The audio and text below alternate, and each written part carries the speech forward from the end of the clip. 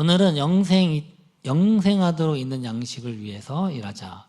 영생하도록 있는 양식을 위하여 일하자 라는 제목으로 하나님 말씀을 증거하도록 하겠습니다. 네, 날씨가 좀 안 좋습니까? 되게 좋을 줄 알았는데 지금 연휴라서 세상 사람들, 많은 사람들이 또 산으로 들러갔습니다. 물론 자연을 통해서 주신 하나님의 은혜도 있습니다. 또 그러나 우리가 이 말씀을 통해서 주시는 은혜도 있습니다. 그래서 우리가 특별히 오늘 말씀을 좀 여러분과 함께 곰곰이 고민하면서 함께 우리가 들어왔으면 참 좋겠습니다. 오늘 본문은 그 유명한 오병이어 사건, 그 바로 다음 날 일어난 이야기입니다. 예수님께서 보리떡 5개와, 이거 화면 안 나오나요? 네, 이게 아까 안 나온 것 같은데요. 보리떡 5개와 물고기 2마리, 또 장정만으로 5,000명을 먹이시는 놀라운 표적을 보여주셨습니다. 이 노인과 여자, 어린아이까지 합치면 이제 한 2만 명 된다라고 사람들은 추정을 하고 있습니다. 이 2만 명이 넘는 사람들이 그냥 이 사람이 배불리 먹고도 무려 12광주리가 남은 사건이 바로 오병이어의 사건입니다. 그래서 이 사건은요, 굉장히 또 그 당시에 많은 사람들, 굉장히 충격과 큰 어떤 놀라움을 준 사건입니다. 그래서 우리가 사복음서라고 하죠. 마태, 마가, 누가, 요한복음 중에 각각의 예수님의 기적, 이적들이 기록되어 있지만 그 네 복음서에 동시에 기록되어 있는 사건은 단 하나입니다. 바로 이 오병이어의 사건. 그 외에는요, 뭐 마태, 마가, 누가에는 있는데 요한복음에 없다든가, 혹은 요한복음에만 있는데 다른 복음서에는 없다든가, 이런 식으로 약간의 대동소이하게 차이가 있는데 이 오병이어의 사건만큼은 이 사복음서에 다 기록되어 있습니다. 그만큼 그 당시에 제자들이나 유대인들에게는 잊을 수 없는 큰 사건이었습니다. 근데 이 오병이어의 사건이 일어나고 나서 그 후에 일어났던 일들이 요한복음에만 기록되어 있습니다. 이 오병이어의 사건을 경험하고 이 물고기 2마리와 보리떡 5개로 5,000명, 더 나가서 2만 명이 먹는 그 모습을 보고 이 많은 유대인들이 눈이 휘둥그레졌어요. 그래서 요한복음에 보니까 그 자리에서 많은 사람들이 예수님을 왕으로 세우려고 했다라고까지 이야기를 합니다. 그래서 예수님이 너무 당황하셔서 그 자리를 몰래 피하셨습니다.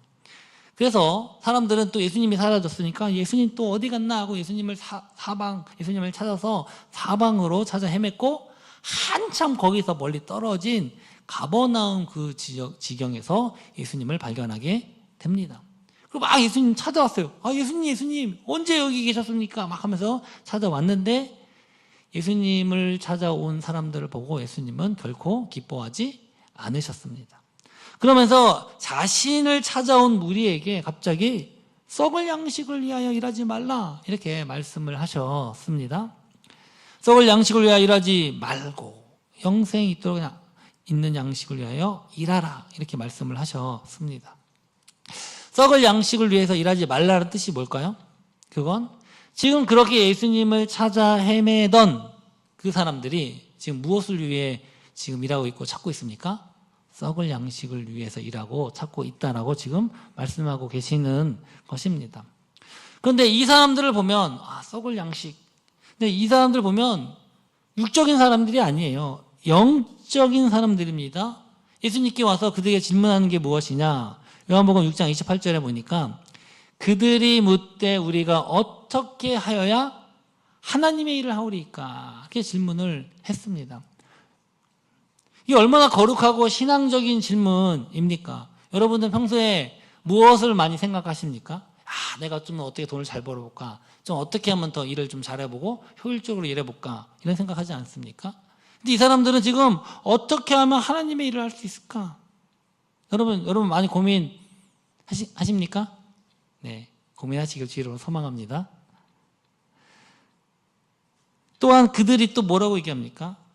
우리가 보고 당신을 믿도록 행하는 표적이 무엇이냐? 30절에 보니까 그들이 묻되 그러면 우리가 보고 당신을 믿도록 행하시는 표적이 무엇이니까?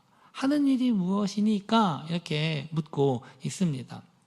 즉 그들은요, 표적이 뭡니까? 하나님의 살아계신, 하나님의 역사하심, 하나님의 말씀하심에 대한, 또 하나님 약속하심에 대한 증거, 표적을 의미합니다. 성경은 많은 표적들이 기록되어 있어요. 그러니까 그들은 그런 어떤 믿음의 증거, 표적, 하나님의 역사하심을 추구하고 그걸 바라는 사람들처럼 보입니다. 굉장히 영적인 사람들이에요.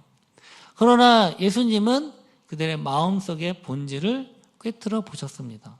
그들이 원한 건 진짜 이런 영적인 것이 아니다. 하나님의 일이 아니다라고 말씀하십니다. 26절에 보니까 내가 진실로 진실로 너희에게 이르노니 너희가 나를 찾는 것은 표적을 본 까닭이 아니요 떡을 먹고 배부른 까닭이로다. 분명히 그들은 표적을 찾았는데 지금 그것이 아니다라는 것입니다. 배불렀기 때문에 그렇다는 것입니다. 제가 예전에 물리학과 출신의 어떤 비기독교인하고 대화를 나눈 적이 있습니다. 그분은 굉장히 이 기독교에 대해서 열려있는 분이었어요. 자신도 뭔가 진리를 추구하고 그런 것들을 좀 바라는 분이었는데 성경도 읽었다고 하더라고요. 그런데 오히려 다른 거 다 믿겠대요. 오히려 뭐 예수님이 문둥병을 고치고 심지어는 뭐 죽은 사람을 살리고 그것도 믿겠대요. 또 바다를 걷는 것도 믿을 수 있다고 합니다. 그래서 그 얘기가 해요. 뭐 바다를 걷는 거는 소금쟁이도 물 위를 걸을 수 있지 않느냐. 뭐 과학적으로 얘기하면 표면 장력 어쩌고저쩌고 얘기하지만 뭐 그게 뭐 과학 기술로 그 자체가 불가능한 것은 아니다. 뭐 요즘도 불가사의하게 이런 불치병이 낫는 치료 같은 경우는 실제 병원에서도 일어난다. 그리고 뭐 죽었다가 2, 3일 있다가 깨어난 사람들도 실제로 있지 않느냐. 뭐 이렇게 얘기를 하더라고요. 그래서 자기는 실제로 예수님이 이럴 수 있다라고 이야기를 하더라고요. 그런데 딱 자기가 도저히 믿을 수 없는 게 이거라는 거예요. 이 오병이어의 기적. 이거 딴 거 믿는데 왜 못 믿지? 이렇게 의아해 되겠지만 그분이 물리학과 출신인데 이거는 물리학에 보면 질량 보존의 법칙이라고 있어요.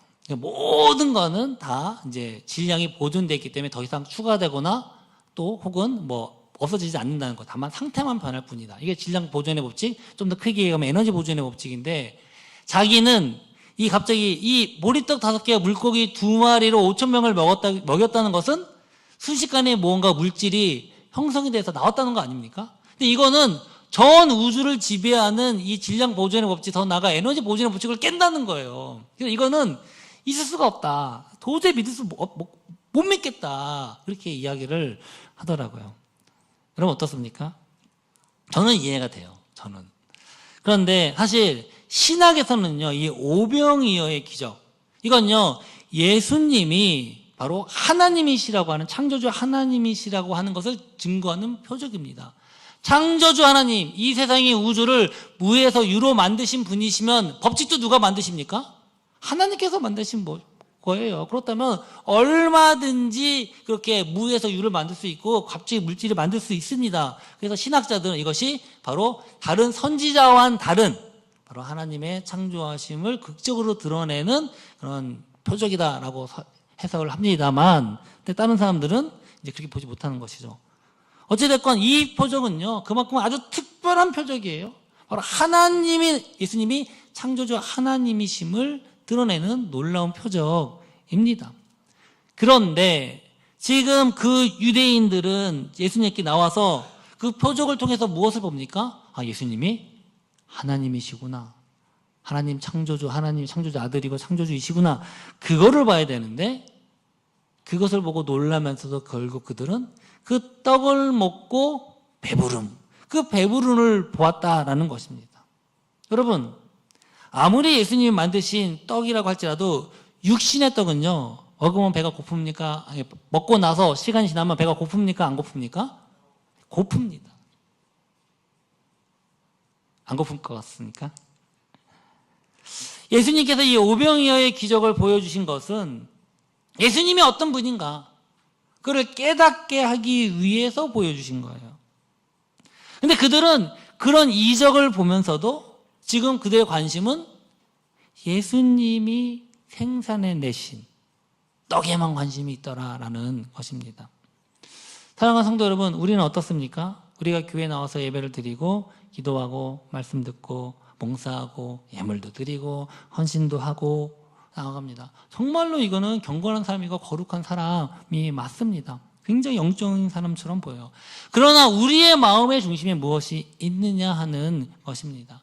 만약 우리의 마음의 중심이 세상 사람들이 사랑하는 갈망하는 것과 별반 차이가 없다면 돈, 어떤 건강, 명예, 성공, 물질적인 것. 근데 그런 것들도 우리가 다 바라고 사실 우리가 필요한 것입니다. 근데 문제는 그것 때문에 우리가 진짜 얻어야 할 생명의 양식, 또 예수 그리스도, 그 하나님, 예수님이 누군지를 모르고 그것으로 그가 방해가 된다면 그 모든 것은 다 썩어질 수밖에 없다라는 것입니다. 이 유대인들은 자신이 영적인 것을 추구한다는 점을 강조하기 위해서 자신들이 조상들이 먹었던 만나 이야기를 예수님께 꺼내 놓습니다. 31절에 보니까 기록된 바 하늘에서 그들에게 떡을 주어 먹게 하였다 함과 같이 우리 조상들은 광야에서 만나를 먹었나이다 라고 이야기를 합니다. 왜 이야기를 할까요?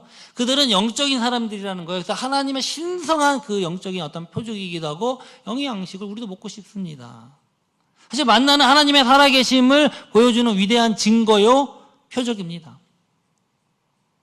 여러분도 만나 먹고 싶지 않습니까? 아닙니까? 그런데 예수님은 뜻밖의 말씀을 하세요.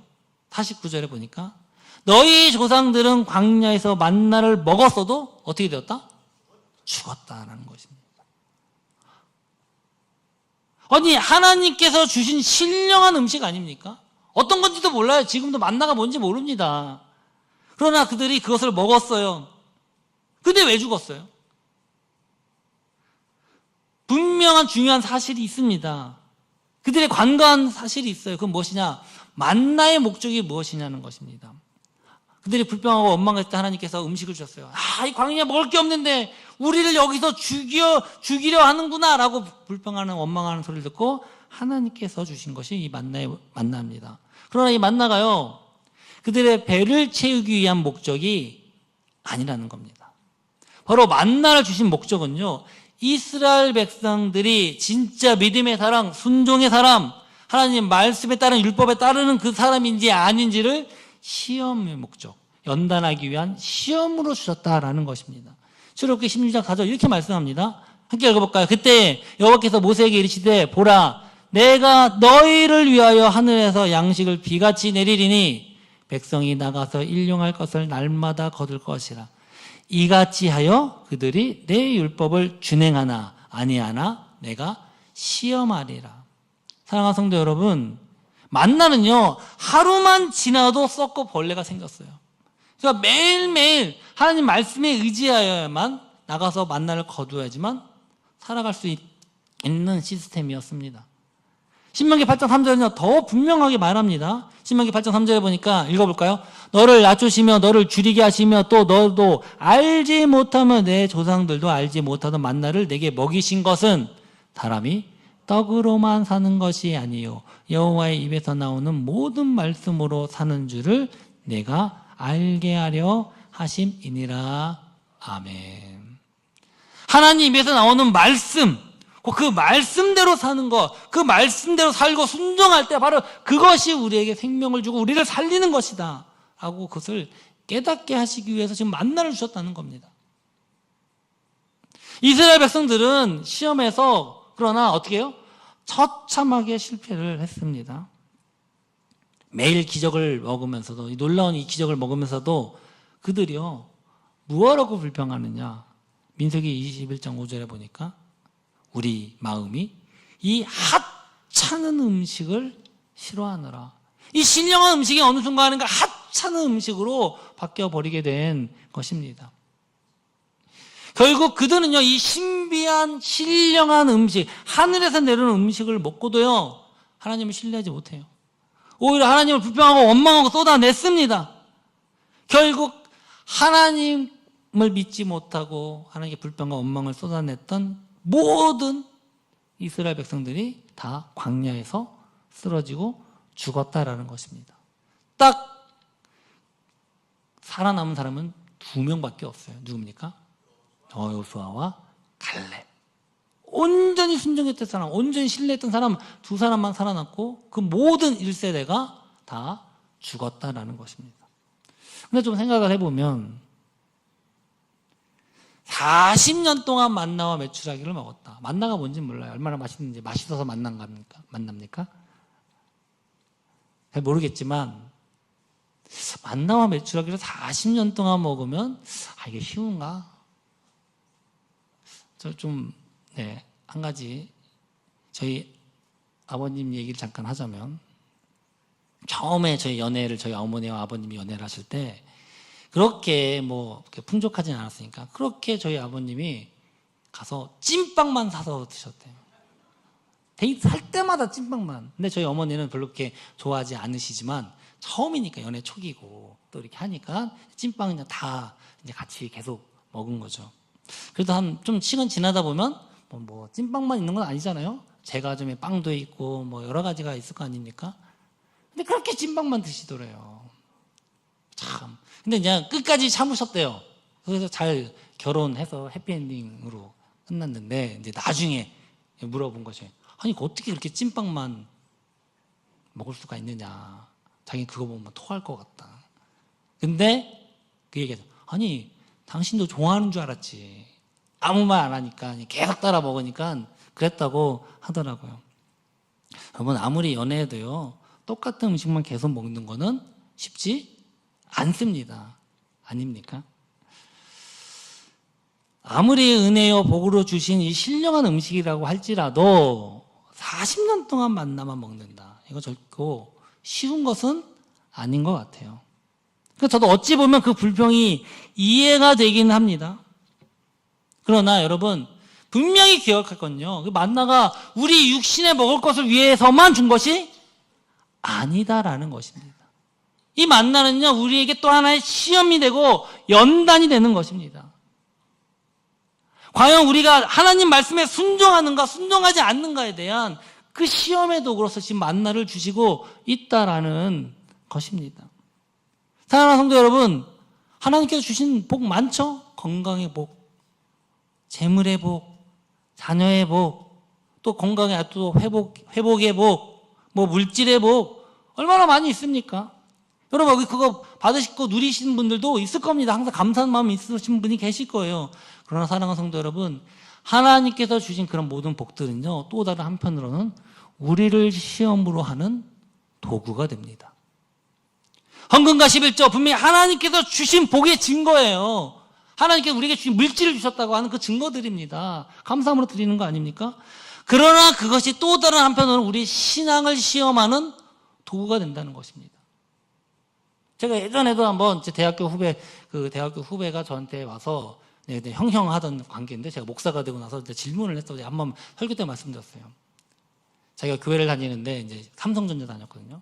삼성전자는 보너스가 아주 커요. 요즘은 모르겠습니다. 그 당시만 해도 기본이 1000단위로 막 나왔는데, 자기가 그러는 거예요. 너무 교회 목사님이 꼭 그 당시가 이제 기흥에 있는 교회였는데 다 삼성전자 많이 다녔겠죠. 꼭 연말만 되면 그렇게 11조 강조를 하시더래요. 제가 너무 스트레스 받아서 교회를 안 나갔다고 하면서 나한테 막 얘기하는 거 기억이 나는데, 하나님이 주신 은혜요 복이지만 그것이 우리를 시험하게 만드는 도구도 된다라는 것입니다. 봉사사역 어떻습니까? 하나님이 주신 은사가 있기 때문에 은사 복입니다. 기프트예요. 영어로 기프트라고 되어 있어요, 은사가. 그걸로 우리가 하나님의 일을 하고 사역을 하고 찬양단을 쓰고 가르치고 교사, 이거 하나님 놀라운 은혜요 복이요 은사입니다. 그런데 또 그것이 또 다른 우리를 시험하게 만드는, 교만하느냐 하지 않느냐를 시험하게 만드는 도구가 될 수도 있다는 것입니다. 사역자들이 제일 두려워한 게 그거예요. 하나님 말씀 전하고 내가 앞에서 찬양하고 인도하고 뭔가를 하니까 마치 내가 우러러 있는 것처럼, 뭔가 높이 있는 것처럼 착각할 때가 있는데, 그것이 우리를 시험하게 만드는, 우리의 교만함을 시험하게 만드는 도구가 될 수 있더라라는 것입니다. 그래서 은사가 많은 사람일수록 더 큰 시험에 빠지기 쉬워요. 여러분, 정말 이거 우리가 조심해야 됩니다. 우리가 지금 새벽 예배 때 우리가 지금 사무엘상을 이제 보고 있는데, 한나가 자녀가 없어서 그렇게 다른 첩으로부터 고난받고 괴로움을 당해서 하나님께 서원 기도합니다. 아들을 주십시오. 아들을 달라고 서원 기도를 해요. 근데 또 그러고 뭐라고 서원합니까? 하나님이 내가 아들을 주시면 내가 그 아들을 하나님께 바치겠습니다. 아니, 왜 그거 달라고 했는데 왜 바칩니까? 근데 이게 하나님께서 우리에게 주신 은사, 이 모든 예물과 헌물의 의미입니다. 즉, 하나님께서 주신 것에 대한 감사함을 우리가 드리는 것이에요. 그러나 그것이 뭡니까? 하나님께서 은혜와 복으로 주셨지만 그것이 우리로 하여금 시험에 들게 만드는 도구가 될 수 있다라는 것입니다. 하나님께서 주셨는데 그것을 다시 내놓는 게 쉽습니까? 아브라함이 분명히 그 이삭 내가 주겠다고 해서 줬어요. 하나님의 은혜 복 아닙니까? 근데 그거 가지고 시험하신다고요.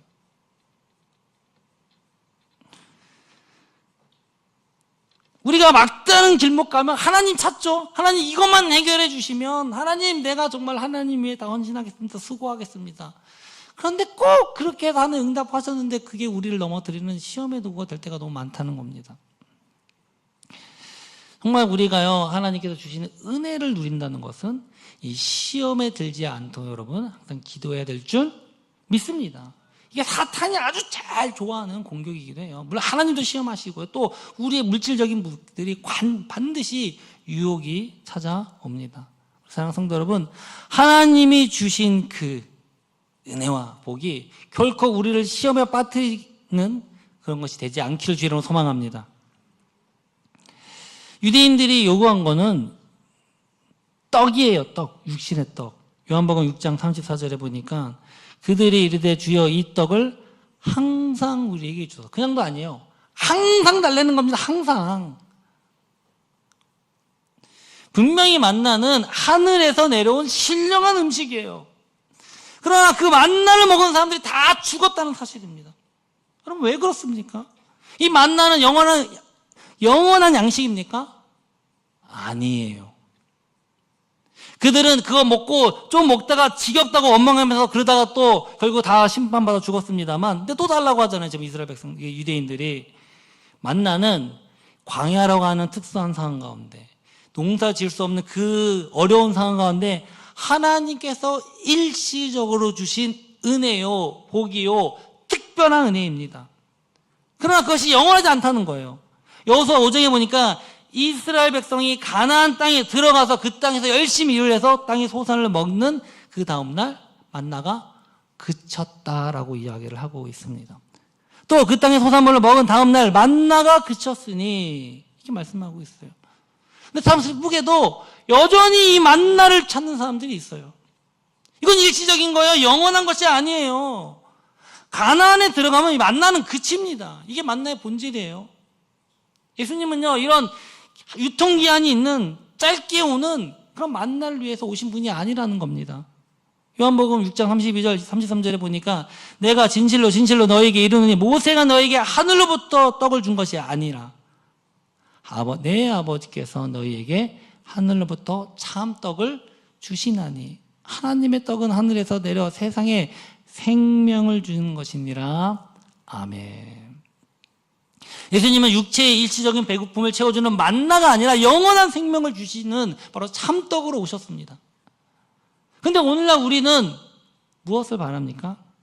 영원한 생명을 주시는 그 예수님 앞에서 혹시 만나만 요구하고 있지는 않습니까?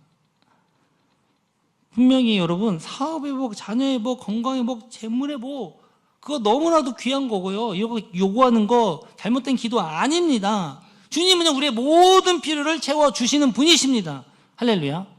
그러나 이것은 부수적인 결과에 불과하다라는 것입니다. 우리 신앙의 목적이 될 수 없다라는 것입니다. 한 통계를 보면 1998년도에 한국 기독교인들에게 신앙생활하는 이유가 무엇이냐라고 물었어요. 그때 1위가 뭔지 아십니까? 그때는 구원과 영생이 1등이었어요. 47.1%, 50%에 육박한 사람들이 구원과 영생을 위해서 내가 신앙생활을 한다라고 고백했습니다. 그리고 2위가 뭐냐? 38.2%가 마음과 평안을 얻기 위해서, 건강과 재물, 성공이 6.4% 정도 됐었습니다. 근데 이게 이제 2000년대로 넘어오면서 이게 좀 바뀝니다. 2012년도에 같은 조사를 했는데 약간 충격적인 결과가 나왔어요. 1위가 뭡니까? 마음과 평안을 얻기 위해서. 38.8%예요. 그리고 구원과 영생을 얻기 위해서는 2위로 떨어졌어요. 무려 31.6%. 거의 20%, 17% 정도가 줄어들었어요. 근데 이 표가 어디로 갔을까요? 바로 물질, 건강과 재물, 성공. 그게 18.5%, 3위로 올라서게 된 것입니다. 그런데 이걸 비교해보면 확연히 드러납니다. 이 통계가 말하는 의미는 무엇입니까? 점점 많은 사람들이 영생, 구원보다도 이 땅의 축복, 건강, 재물 그것을 위해서 신앙생활하는 사람들이 많아졌다라고 이제 보여주는 것입니다.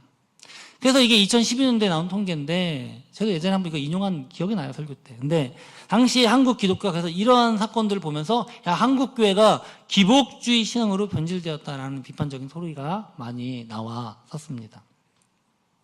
그러면 지금 시대는 어떨까요? 요즘은 어떨까요? 2025년도 통계를 잠깐 보니까 2025년 기준으로 하면 1위가 마음의 평안 46%, 더 증가했죠. 2012년도에는 38%였는데, 그리고 2위가 진리의 구원인데 38%. 그리고 3위가 뭡니까? 인격적인 성숙이 6%예요. 그리고 건강과 재물 순위는 더 훨씬 낮아졌어요. 굉장히 나름 성숙하게 바뀌었다라고 평가를 하기도 합니다. 사실 저는요, 이 통계를 보고 굉장히 충격받았어요. 왜냐하면 물질, 건강의 보호 때문에 믿는다는 수치가 줄어든 것은 의외였지만 사실 요즘 좀 어느 정도는 물질의 풍요를 많이 이루기도 했습니다. 불평과 원망은 계속 나왔지만. 더 충격적인 건요, 기독교를 포함한 모든 종교의 신앙생활의 목적이 뭡니까? 다 마음의 평안을 위한 것이었다라는 것입니다. 뭐 카톨릭 65%, 불교 72%, 무교 종교, 무종교인들도 자기가 종교를 믿는다면 마음의 평안을 얻기 위해서 아마 종교를 갖게 될 것이다, 이렇게 대답을 한 거예요. 물론 저는 그거 충분히 이해합니다. 무교이니까. 그런데 기독교인조차 46% 마음의 평안을 여전히 그것을 위해 신앙생활하고 있다는 것입니다. 이것은 무엇을 의미합니까? 현대인들의 신앙이 이제는 심리적인 위안을 얻는 수단으로 바뀌어버렸다는 것입니다. 어떤 사람은 찬양하면서 마음의 평안을 얻죠. 또 기도하면서 마음의 평안을 얻습니다. 예배, 의식 가운데서 평안을 얻는 사람들도 있습니다. 그래서 요즘 카톨릭이 많이 풍한데요. 의식 자체가 의식으로 평안을 얻는 사람들이 생겨서. 그러니까 말씀을 들으면서도 평안을 얻습니다. 그러나 사랑하는 성도 여러분, 우리 신앙의 본질은 마음의 평안을 얻기 위한 것이 아닙니다. 무엇입니까? 만약 마음이 평안해지려면 상담 심리를 찾아가면 됩니다. 거기 상담 심리학자들은요, 잘했다 잘못했다 잘 지적하지 않아요. 그 대신에 먼저 우리의 마음을 평쾌해 주는 것이 목적입니다. 그래서 그 내담자들이 왔을 때 마음을 평쾌해서 마음에 쌓인 혹은 스트레스, 울분, 화냄 이런 것들을 쏟아내면 또 마음이 편해지고 풀려지는 것이 있습니다. 그래서 스스로 해결책을 찾는 것을 유도는 하지만 무언가를 해결책을 강요하잖아요. 이것이 옳다 그렇다 잘 얘기하지 않습니다. 그러나 주님의 말씀은 어떻습니까? 주님의 말씀은요, 때로는 우리의 죄를 직접적으로 지적합니다. 그 말씀 들을 때 굉장히 불편해요. 때로는 불쾌할 수도 있어요. 내가 그 죄악 가운데 있는데 그것이 죄다 얘기하면 그것이 얼마나 사람이 듣기에 편치 않지 않습니까? 그러나 하나님의 말씀은 우리의 영혼을 살리기 위해서 죄를 도려내는 날선 검과 같습니다. 갈라디아서 6장 12절 함께 읽어보겠습니다. 하나님의 말씀은 살아있고 활력이 있어 좌우에 날선 어떤 검보다도 예리하여 혼과 영과 및 관절과 골수를 찔러 쪼개기까지 하며 또 마음의 생각과 뜻을 판단하나니. 그래서 하나님의 말씀이 우리의 마음을 판단하고 이것은 잘못된 거야, 이것은 맞는 거야 라고 분명히 가르치고 그를 찔러 쪼개기까지 한다라고 말씀하고 있습니다. 성령은요, 우리의 육체의 소욕을 거슬려서 우리가 원하는 것 하지 못하게 한다고 말씀합니다. 로마서 5장 16절에 보니까 육체의 소욕은 성령을 거스리고 성령은 육체를 거스르나 이 둘은 서로 대적하므로 너희가 원하는 것을 하지 못하려 함이니라. 여러분, 성령의 음성을 듣는 것이 항상 평안함만 있는 것이 아니에요. 때로는 불편함이 있을 수 있어요. 괴로움이 있을 수 있어요. 갈등이 있을 수 있어요. 내 안에 미움이 있는데 미워하지 마라, 사랑하라. 불편하죠. 그러나 그 불편한 괴로움, 그 갈등을 이겨내고 순종할 때 그제서야 비로소 진짜 참 생명과 평안이 이르게 되는 것입니다. 로마서 8장 6절입니다. 육신의 생각은 사망이요 영의 생각은 생명과 평안이니라. 아멘. 사랑하는 성도 여러분, 참된 평안은요, 정말 참된 평안, 진짜 생명은요, 우리가 성령의 음성에 따라서 순종하며 나아가게 될 때, 분명히 그 순간은 갈등하고 불편하고 괴롭지만 그 말씀에 따라 순종함으로 나아갈 때 참 평안과 생명이 우리에게 오는 줄 믿습니다. 예수님께서는 썩을 양식을 위해서 일하지 말고 영생이 있는 양식을 위해 일하라 이렇게 말씀합니다. 썩을 양식을 위해 일하지 말고 영생하도록 있는 양식을 위하여 하라. 여러분, 우리 육신의 모든 거는 다 반드시 썩어 없어집니다. 우리가 사업이 잘 돼도 분명히 끝이 있어요. 건강해도 분명히 언젠간 질병이 오고 육체는 나이가 들고 어쩔 수 없습니다. 자녀가 잘 돼도 그것이 우리의 영혼의 구원과 상관이 있습니까? 전혀 다른 문제예요. 참된 평안은 오직 영생하도록 있는 그 양식 예수 그리스도에게만 있습니다. 그 말씀을 믿고 의지하며 순종할 때만 있는 것입니다. 요한복음 6장 35절에 예수께서 이르시되 나는 생명의 떡이니 내게 오는 자는 결코 줄이지 아니할 터요 나를 믿는 자는 영원히 목마르지 아니하리라. 이건 썩어질 만나가 아니라는 겁니다. 썩어질 이 오병이어의 그런 떡이 아니라는 겁니다. 근데 문제는요, 그러한 예수님 앞에 와서도 그분에게 요구하며 그분을 이야기하는 건 뭡니까? 떡이에요. 예수님 믿지 않아요. 요한복음 6장 36절에 이렇게 말씀합니다. 그러나 내가 너에게 이르기를 너희는 나를 보고도 믿지 아니하는도다 하였느니라. 예수님께서 모든 것을 가르치고 보여주시고 오병이어의 기적을 보여주었습니다. 그런데도 믿지 않는다는 겁니다. 믿어서 왔는데, 예수님 말씀 듣기 위해서 왔는데 안 믿는다는 거예요. 분명히 이 중에 여러분 많은 분들 가운데 체험 있으신 분들 분명히 있을 것입니다. 하나님께서 나를 이렇게 인도하시고 나에게 어려울 때 이렇게 기도 응답해 주시고 도움 주시고 구원하시고 불치병에서 어려운 질병에서 회복시켜 주시고 이런 경험이 있을 거예요. 없는 분들은 또 기도하시면 분명히 또 그런 표적들이 드러날 줄 믿습니다. 그러나 여러분, 그러한 모든 경험과 표적과 증거들이 여러분의 구원과 영생을 보장해 주지 않는다는 겁니다.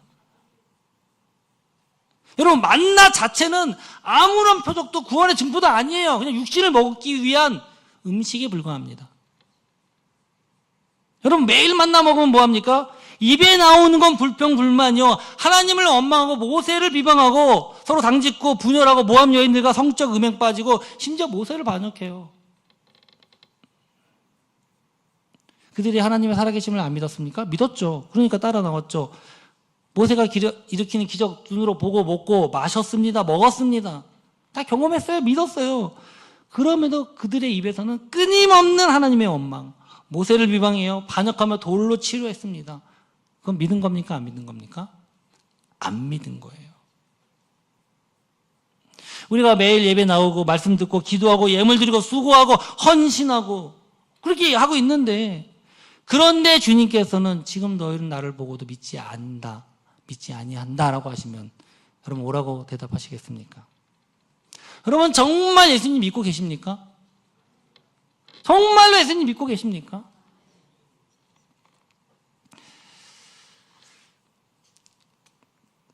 금요기도회 끝나고 제 기도 마무리하고 다 불 끄고 가려고 하는데 한 권사님이 저기 찾아오셨어요.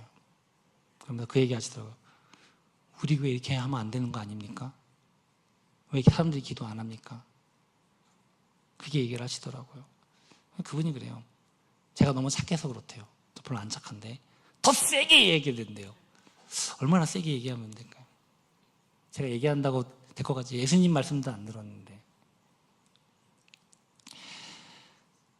여러분, 정말 하나님 앞에서, 예수님 앞에서 여러분의 모습이 어떤지 살펴보기를 주의 이름으로 소망합니다.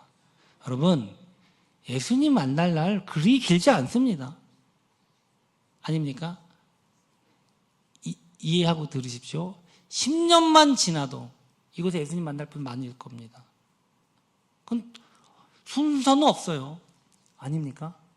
결코 순서는 없습니다. 저는 저희 장인어른이 그렇게 빨리 돌아가실 생각도 못했어요.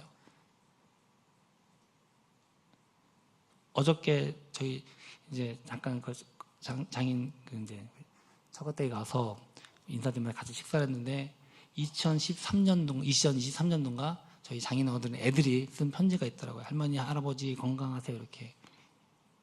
여러분 정말 우리가 하나님 앞에서 정말 예수님 앞에서 여러분 정말 예수님이 너는 나를 믿지 않는다 이렇게 말씀하실 때 여러분 어떻게 대답하시겠습니까? 이제 말씀을 마무리하려고 합니다. 사랑하는 성도 여러분, 정말 썩을 양식을 위해 일하지 말고 영생하도록 있는 양식을 위해 일하기를 주의 이름으로 소망합니다. 우리 시험과 연단, 우리 여러분 혹시 이런 시험과 연단 때문에 어려우신 분들 있습니까? 그 시험 분명히 잠시뿐일 거예요. 분명히 저 안에 영원한 생명을 바라보고 우리가 인내하기를 주의 이름으로 소망합니다. 하나님은 분명히 또 다른 계획을 예비하고 계십니다. 그런데 우리는 그거 잘 이해 못하죠. 지금 당장의 상황만 현실만 보면서 원망과 불평 쏟아놓고 교회가 왜 이래, 사람들이 왜 이래, 혹은 여러분 너무나 평안해서 복이 많아서 복을 누리고 계십니까? 그러나 그 복이 여러분들을 또 올감에는 시험이 되지 않기를 주의 이름으로 소망합니다. 정말 깨어서 기도하기를 주님의 이름으로 소망합니다. 여러분 주님 더 찾으셔야 돼요. 이 유대인들은 예수님을 찾아왔어요. 찾아온 목적은 썩어질 오병이어의 그 떡과 물고기 때문에 왔다는 사실 여러분 기억하십시오. 여러분이 받은 복으로 오히려 주님을 잃어버리는 어리석은 자가 되지 않기를 주의 이름으로 소망합니다. 사랑하는 성도 여러분, 우리는요 만나와 매출하기로 할 수 없습니다. 우리의 양식은 일시적인 만나가 아니라 영원하신 생명의 양식 되신 우리 예수 그리스도고 우리의 소망이 저 하늘에 있는 것인 줄 믿습니다.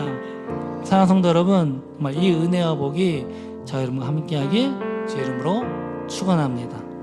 우리 다 함께 일어나셔서, 원래는 제가 달고 오면 말씀 결단하려고 했는데 그거 말고 아까 불렀던 찬 있죠? 저 높은 곳을 향하여 우리의 마음이 하나님을 향하며 나가 소망합니다.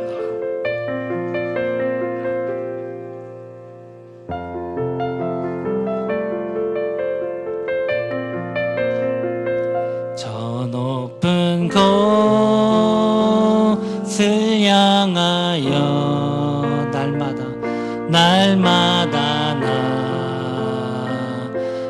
나아갑니다. 내 뜻과 정성 모아서 날마다 기도합니다. 내 주여 내 마음 붙드사 우리가 주님을 바라보며 나가는 소망합니다. 곳에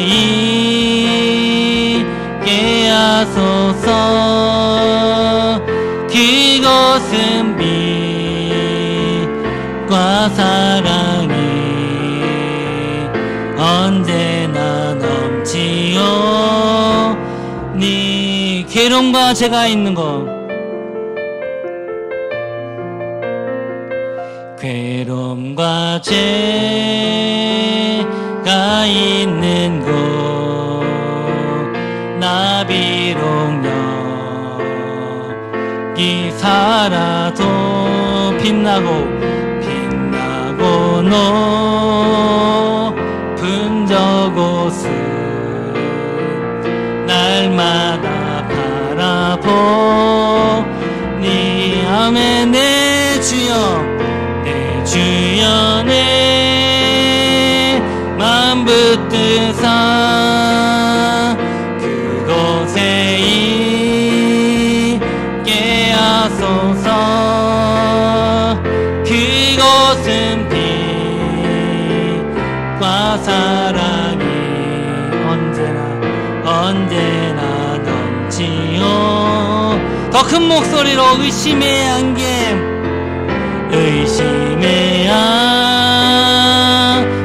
거치고 근심의 구름 없는 곳, 기쁘고 참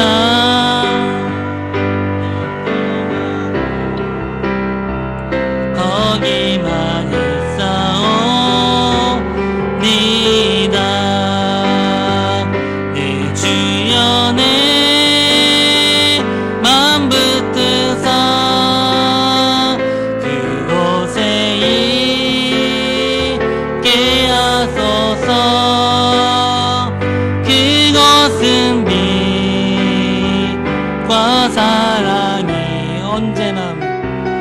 언제나 넘치옵니다. 내 주여, 내 주여, 내 마음 붙드사 그곳에 있게 하소서. 그것은 빛과 사랑이 언제나 넘치옵니다. 아멘. 우리 다음 주에 우리 어버이 주일을 맞이하여서 우리 마리아 기관이 함께 우리 식사를 준비한다고 합니다. 식사 가운데 하나님의 교제가 있기를 소망합니다. 그러나 이 식사가요, 또 내 육신에 이거 맛있네 맛없네 누구 했네 안 했네 결코 이런 불평의 원망의 소리가 하나도 들리지 않길 소망합니다. 이게 중요한 게 아니에요. 이것을 통한 하나님의 사랑이 선포되는 것입니다. 저는 굉장히 아쉬워요. 어떻게 우리 교회가 이 식탁 공동체가 회복될까? 그러나 이 식탁 공동체 때문에 시험 든다면 안 하는 게 나아요. 무엇이 중요합니까? 영원한 생명의 양식, 바로 예수 그리스도의 십자가의 그 은혜가 선포되는 것입니다. 여러분 정말 다음 주에 다 와서 함께 우리 교회 안에서 나눈 식탁 교제 함께 하기를 소망합니다.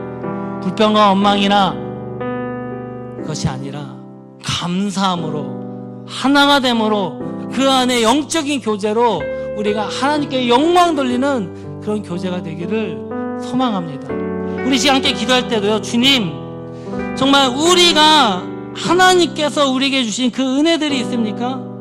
그러나 그 은혜가 오히려 하나님께 나아가고 예배하는데 방해가 되지 않습니까? 오히려 보기 시험이 되지 않습니까? 그것들 다 내려놓게 하여 주시옵소서. 오로지 이 시간 예수 그리스도만 바라보며 하나님의 그 하늘의 소망을 바라보며 우리가 나아갑니다. 주님, 이 모든 상황 가운데 하나님의 은혜와 하나님의 또 우리에게 말씀하신가 성령이 말씀하시는 그 말씀 가운데 순종함으로 회복되어지게 하시고 주님께서 우리를 온전한 하나님의 자녀의 믿음의 공동체로 이 모든 교제와 먹는 것과 우리가 나누는 것 가운데 함께하여 주시옵소서. 우리의 삶의 우선순위가 썩을 양식이 있지 않게 하여 주시옵소서. 이 고백하면서 주여 한번 부르시고 기도하며 나아갑니다. 주여, 할렐루야. 고마우신 아버지 하나님 감사합니다. 오늘도 우리가 주님 앞에 나와서 기도하며 부르짖습니다. 아버지 하나님, 우리의 삶의 우선순위가 우리가 주님 앞에 나와서 예배하고 찬양하면서도 우리가 썩을 양식을 왜 일하고 있지 않습니까? 이 시간 우리가 정말로 하나님께서 주시는 그 표적 가운데 그 만나 가운데 예수님께서 이르시는 오병이어의 기적이 정말 내 육신을 먹고 배부르는 것이 아니라 그 속에 하나님께 영광 내며 하나님의 살아계신과 역사하심이 예수 그리스도의 십자가의 사랑이 선포되어지며 우리가 다 하늘의 소망을 품으며 나아가는 그런 믿음의 자녀들의 소중한 공동체여 그런 교제가 되게 하여 주시옵소서. 우리 주 앞에 나와서 기도하며 부르짖습니다. 우리가 하나님께 주신 이 모든 복이 더욱더 하나님께 나아가는 우리의 삶의 표적과 우리의 삶의 증거들이 되게 하시고 그것을 통해 우리의 믿음이 더욱더 주 앞에 나아가게 하여 주시옵소서. 하나님의 주님 감사합니다. 오늘 주 앞에 나와서 기도하며 부르짖습니다. 우리가 주님 앞에 나와서 기도하며 찬양하며 부르짖는 이것의 참된 의미를 다시 한번 우리가 깨닫게 하시고 회복시켜 주시고 예수님 앞에 와서 하나님의 일을 묻는 자들에게 너희는 나를 믿지 아니한다라고 말씀하신 것처럼 우리에게 그렇게 말씀하신다면 우리가 어떻게 해야 됩니까? 이 시간 다시 한번 주의 음성을 듣고 우리의 사회 여러 가지 처해진 상황과 형편 가운데 그 은혜가 원망으로 바뀌지 않게 하시고 그것이 저주가 되지 않게 하시고 더욱더 하나님의 은혜를 체험하는 표적이요 증거요 믿음의 증거요 주 앞에 나아가는 놀라운 생명의 양식으로서 우리가 그것을 먹고 마시며 나누게 하여 주시옵소서. 주님께서 주신 은혜가 감사하여 이 시간 예물을 드립니다. 11조 주헌금, 감사헌금, 성기헌금, 구제헌금, 건축헌금. 주님, 이 모든 예물은 주님께서 우리에게 주신 복이자 또 우리가 나는 주님의 자녀여 주님께서 주신 것입니다 라고 하는 신앙의 고백으로 드리는 것입니다. 주님, 오히려 이것을 통해서 하나님께 영광되며 이것 때문에 시험에 빠지지 않게 하시고 더욱더 우리의 믿음의 확신의 근거와 증거와 또 예수 그리스도를 오직 바라보는 믿음의 증표들이 되게 하여 주시옵소서. 이제는 우리 주 예수 그리스도의 은혜와 하나님의 사랑과 성령의 교통하심이 영원한 생명의 떡이신 그 예수 그리스도만 바라보며 제 말씀에 순종하며 또한 거룩함으로 주의 일을 감당하기로 결단하는 이것에 예배하는 모든 성도들과 영성으로 참여하는 모든 이들 가운데 지금부터 영원히 함께 있을지어다. 아멘. 주님 감사합니다.